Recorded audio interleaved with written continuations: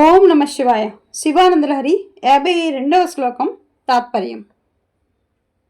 ఆకాశేన సికీ సమస్తఫణినాం నేత్రః కలాపి నత అనుగ్రాహీ ప్రణవోపదేశ నినదైకేకీతి యోగీయతే శ్యామాం శైలసముద్భవాం గణరుచిం దృష్ట్వా నటం తం ముదా వేదాంతోపవనే విహారరసికం తం నీలకంఠం భజే.